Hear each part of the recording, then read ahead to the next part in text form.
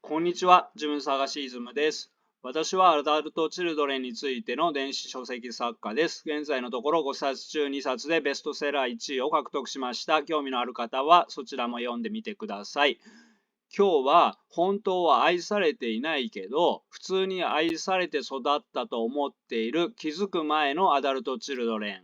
あるいはアダルトチルドレンだと気づいてはいるけど愛されて育ったと思っている人、あるいはアダルトチルドレンかどうか分かりません。このような気づく前のアダルトチルドレンについて話します。最初は自分がアダルトチルドレンだとは気づいていないのが普通です。みんな普通の家庭で普通に愛されたと思っています。次にアダルトチルドレンだと気づいても実際の実態にまでは気づいていない人も多いです。気づくのが遅くなればなるほどスタートが遅れます。アダルトチルドレンは放っておくと悪化します。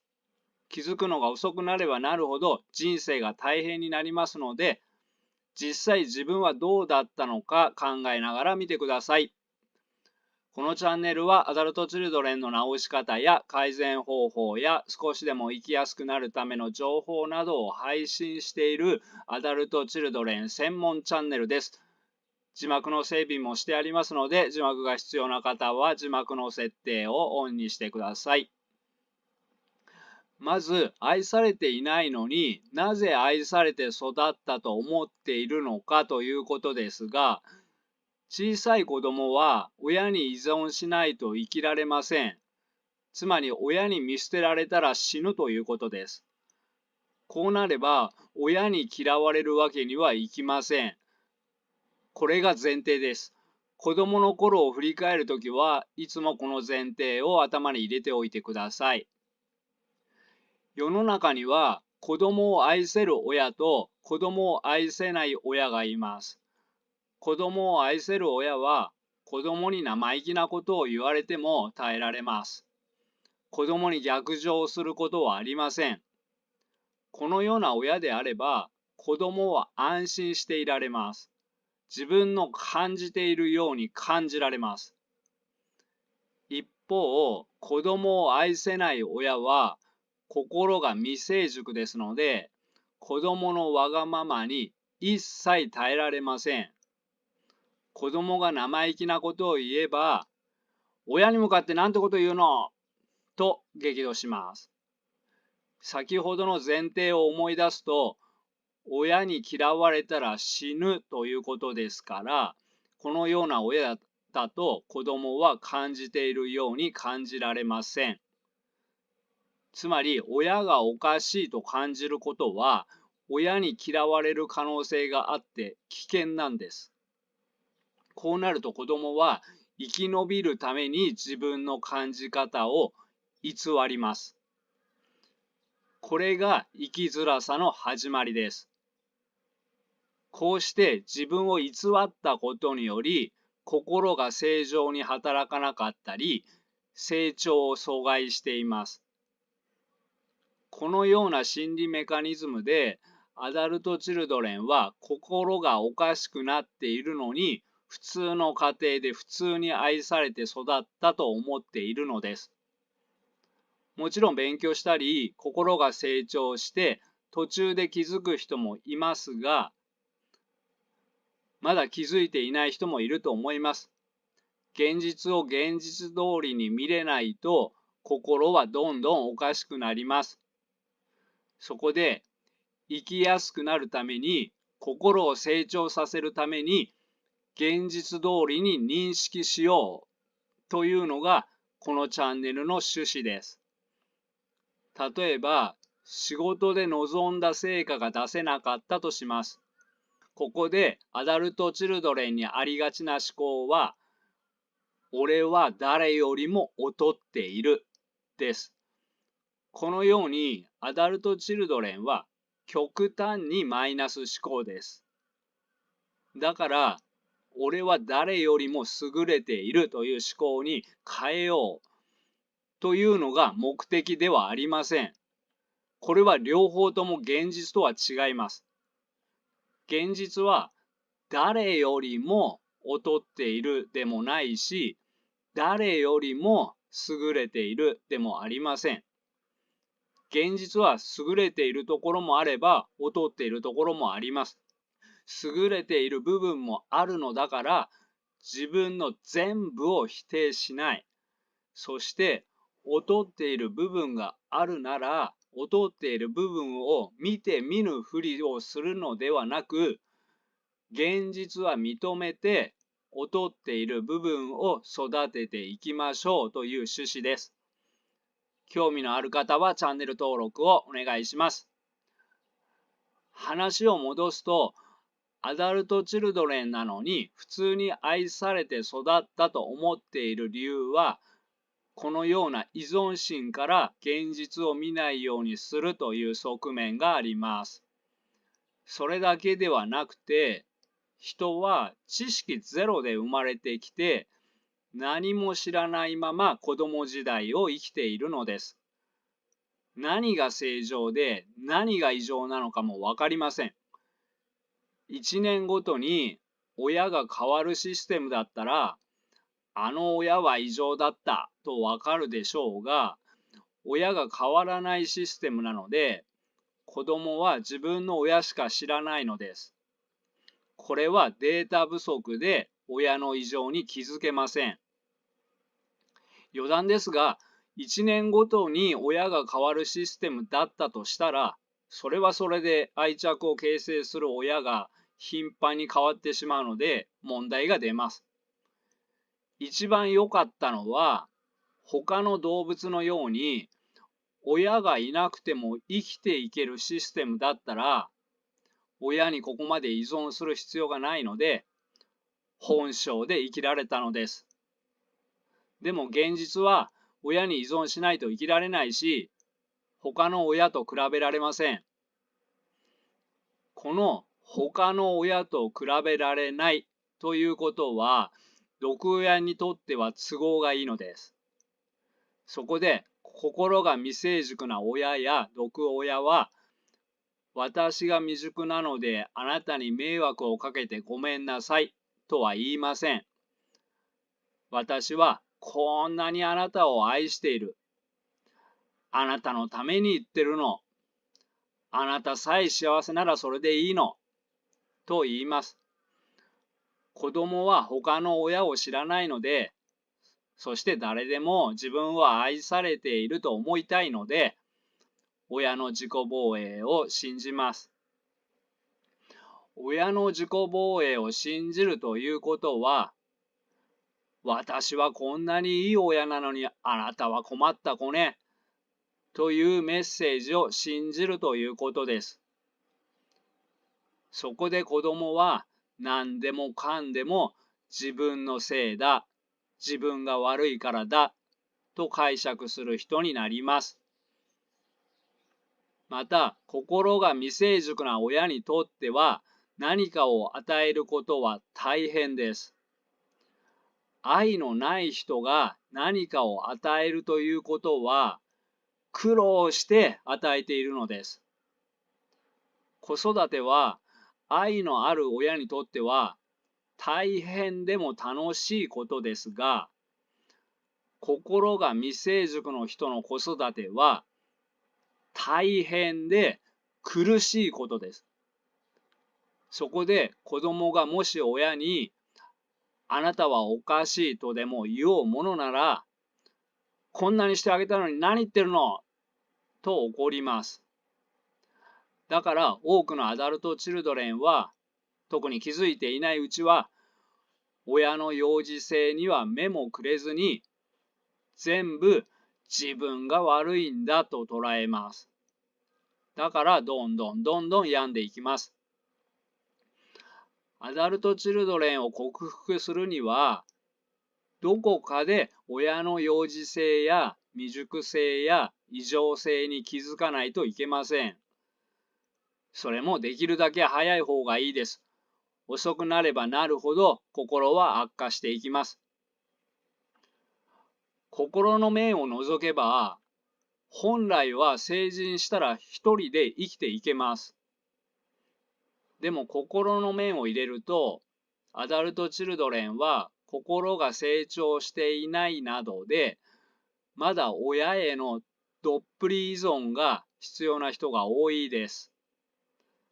まだ親にどっぷり依存している人は、親への敵対心は親に見捨てられる可能性につながるので、無意識でブレーキがかかります。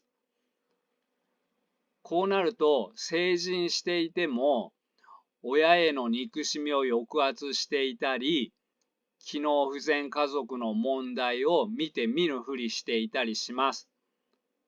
そこで子供時代だけではなくて、大人になってからも自分がアダルトチルドレンだと気づかない人も出てきます。では、大人でも気づかないとはどういうことか見ていきましょう。愛のある親は、子供がいるだけで可愛い。生まれてきてくれてありがとう。いてくれて幸せ。これがベースにあるから、子供が役に立った時だけではなく、子供が失敗した時も、成績が悪くても愛情を与えます。このような親は、子供が外で濡れ衣を着せられたり、とばっちりを受け、世間から白い目で見られても、ひどいね、周りの人はなんでそんなことするんだろうね、とか、私だけは絶対にあなたの味方だからね、とか、私はあなたを信じるよ、このように言うかもしれません。このように育てられた子供は、愛を知っているので、愛以外のものを愛と勘違いすることはありません。一方、心が未成熟の親は、子供ではなくて自分を守ります。そこで、子供が濡れ衣をかけられたら、あなたが疑われることをしたんじゃないの？子供がとばっちりを受けたら、またあなたが怒らすようなことをしたんじゃないの？となります。子供が面倒なことを持ってくるのが迷惑と感じるのです。それでも心が未成熟の親は子供に愛を与えているふりをするので、本当の愛を知らずに育った人は代替品を愛だと思っています。なので気づく前のアダルトチルドレンは口を揃えたように親に愛されて育ちましたと言います。でもよくよく聞いていくと、甘えさせてもらっていない、抱きしめてもらったことがない、優しく触ってもらったことがない、共感してもらったことがない、味方になってもらったことがない、意見を聞いてもらっていない、一人の人間として尊重してもらっていない、いやいや世話をされていた、などなどが出てきます。そこで、どうして愛されたと思うのと聞くと、例えば、ご飯をもらった、大学まで出してもらった、洋服を買ってもらった、おもちゃを買ってもらった、誕生日にケーキを買ってもらった、この年齢まで育ててもらった、などの答えが返ってきます。これらを本当の愛だと思っているのです。だから愛を経験していないのに愛されたと思っているのです。もちろんこれをしてもらうことは簡単なことではありません。親は大変です。でもこれは本当の愛とは違います。子供が心理的に健康に育つために一番必要なのは、存在しているだけで愛されるということです。アダルトチルドレンはこの一番望んでいるものが得られなかったのです。他の代替品をもらっても心は育ちません。過去を理解できたのであれば、過去にこだわっても仕方ないので、今からできることに目を向けましょう。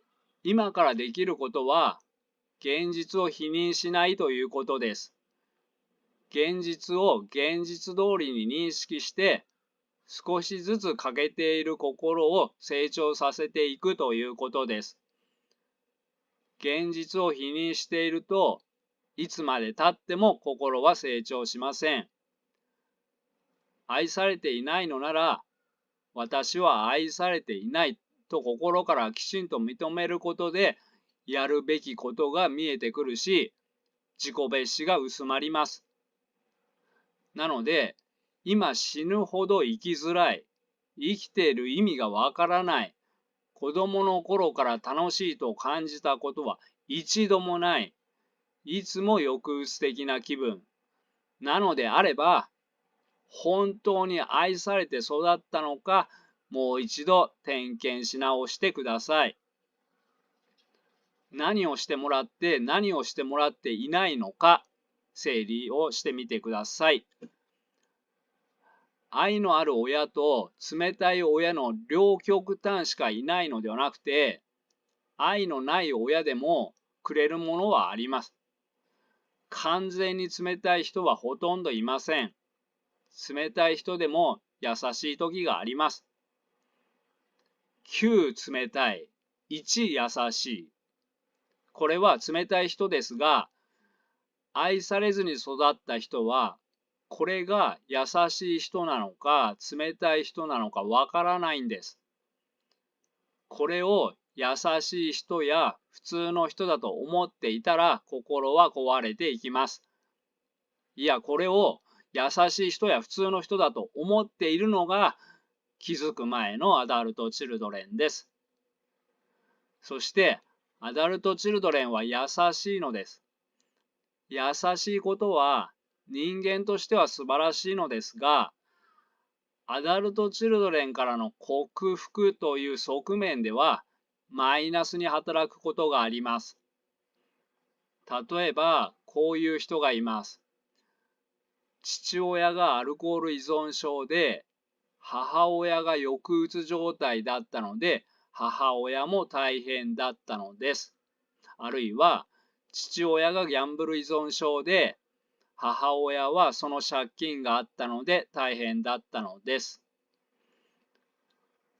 親がどんな状態であるかということは、子供には関係のないことです。親がどんな状態であろうと、子供は愛される権利があります。親から愛情をもらえないということはあってはならないことです。何らかの理由で子供の世話ができないのであれば、大人は周りに助けを求めるべきです。このようなことをきちんと理解して、現実を現実通りに認めて、一段上がったら、今度は親も大変だったを理解することが必要になってもきます。でも一段飛ばして現実をきちんと理解する前に親も大変だったんですというのは認めたくないことを見て見ぬふりしています。これは最後に崩れ落ちます。ではポイントを振り返ります。小さい子供は親に依存しないと生きられないので、愛されていなくても愛されていないとは気づきません。仮に虐待されていても、自分が悪いから叩かれるのだと解釈します。これが人間の脳です。都合のいいように解釈します。気づきたくないことには無意識で気づかないようにします。つまり小さい子供にとっては、親への憎しみを意識することは、生死に関わる死活問題なのです。そこでほとんどのアダルト・チルドレンは、最初のうちは普通に愛されて育ったと思っています。愛されていないのであれば、現実通りに把握して、欠けているものをどうにかして少しでも満たすように生きていけばいいですが、欠けているものを見て見ぬふりしていると、何をすればいいかもわかりません。また、愛されていないのに愛されたと思っていれば、心が成長できていない自分をひどく自己蔑視するしかありません。だから、どんどん自己否定を強めて、どんどん心を壊しています。自己否定を強めて心を壊している人は、よく、これこれこうで生きづらいです、辛いです、どうすればいいですかと言います。そこで、どのような家庭で育ったのと聞くと、毎年家族旅行に連れて行ってもらいました。誕生日にケーキを買ってもらいました。塾に入れてもらいました。5歳からスイミングスクールに入れてもらいました。水着を買ってもらいました。私立の水泳の強い高校に入れてもらいました。子供の頃一緒にマラソンをしてもらいました。だから愛されて育ちました。アダルトチルドレンは最初はみんなこのようなことを言います。でも話を詳しく聞いていくと、甘えたい、認められたい、受け入れられたい、承認されたい、一人の人間として重きを置いてほしい、丁寧に扱ってほしい、このような欲求は無視されている。水泳がつらい、もうやめたいという気持ちは無視されている。自分の気持ちを優先してもらったことがない。気持ちを理解してもらったことがない。これで愛されたと思っているのです。自分の名誉獲得のために子供を利用する親もいます。このような親は、あなたのために言ってるのと言います。これを信じているのです。また、自分のナルシシズムを満たすために家族旅行に連れて行く親もいます。ナルシシズムを満たすために子供と遊ぶ親もいます。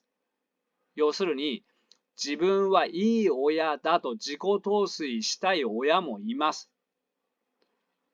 あるいは世間体を気にして子供に何かをする親もいます。また義務感でいやいや世話をする親もいます。このような親は、行動は愛のある親と同じことをしますが、自分なんです。自分が愛したいときに愛します。それで子供が必要とするときは、うるさいとなります。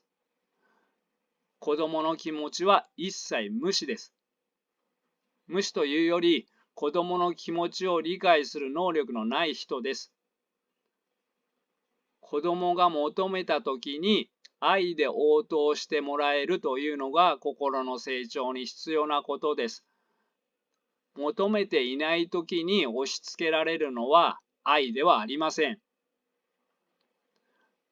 愛は見せかけの行動やものではありません。愛は心です。見せかけの行動やものはどれだけもらっても心は成長しません。愛されて育ったはずなのに生きている意味がわからない。生きているのがつらい。いつも抑うつ状態というのであれば、一度心をもらったかどうか点検してみてください。もらっていないのであれば、そこがスタート地点です。そこからスタートすればいいだけです。もらっていないのに、一段上からスタートしても、土台がないので、最後は崩れ落ちるだけです。また、愛されていないのに愛されたと思っているというのは、防衛規制を使っているということです。防衛規制は、一時的に少し使う分にはいい機能ですが、アダルトチルドレンは多用しすぎています。しかも気づかないうちに使っているので、長期的に使い続けてしまっています。そこでいろいろな弊害が出ています。防衛規制については、アダルトチルドレンと防衛規制という動画で話しましたので、そちらも参考にしてください。より理解が深まると思います。また、愛されて育っていないと気づいたので、自分で自分を育てたいという人は、アダルトチルドレンは自分嫌いを治そうや、毒親からインナーチャイルドを救えなどの動画を参考にしてください。概要欄にリンクを貼っておきます。はい、今日はここまでにします。最後までご視聴ありがとうございました。仲間の皆さん、よかったら高評価、チャンネル登録をお願いいたします。バイバイ。